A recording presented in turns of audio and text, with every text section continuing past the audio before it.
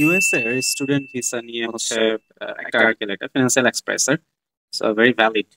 কিছু ইনফরমেশন এখানে খুবই ইম্পর্টেন্ট ইনফো ছিল, যেটা ধরুন ইউএসএ এর এখন ভিসা বন্ধ আছে, এটা তো সারা জীবন থাকবে না, রাইট? আগামী বছরে হয়তো।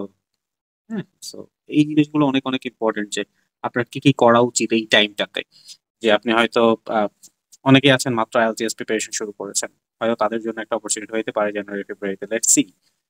হ্যাঁ, তো সেই জায়গা থেকে এই সময়গুলোতে আপনার কি কি করা উচিত, সেই জিনিসটা আমার কাছে একটা জিনিস খুবই খুবই চোখে পড়েছে। এখন যদি আমি খুঁজে পাই আর কি, তাহলে দেখাতে পারবো। এই যে এই ইনফরমেশনটা খুব ইম্পর্টেন্ট, এই যে এখানে যেটা লিখেছে দেখেন, this means this means your social media history could be reviewed as a part of the vetting process.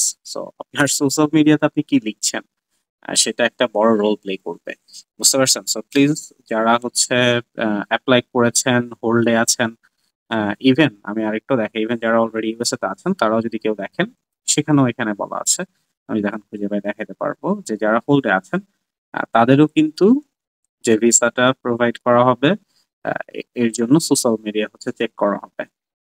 Alright, আপনার সোশ্যাল মিডিয়া হিস্ট্রি চেক করা হবে, ওরা ফেসবুক, আপনার Instagram, if you have the YouTube then that too, correct? So এই জিনিসগুলো check করা হবে। So please you know behave correct, ভালো বিহেভ করেন, এবং কি লিখছেন সোশ্যাল মিডিয়াতে, কাকে নিয়ে লিখছেন, যদি আপনার ইউএসএ তে যাওয়ার ইচ্ছা থাকে, in that case be very careful, ঠিক আছে? কারণ এটা চেক করা হবে ভাই। So be very careful. So দুইটা জিনিস আমরা এখান থেকে শিখলাম।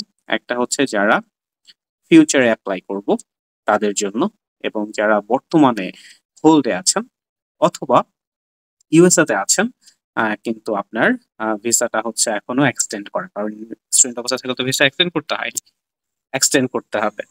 So please be very careful about your social media history. আমরা কি লিখছি, কি বলছি, কি করছি, correct? Be very careful about it.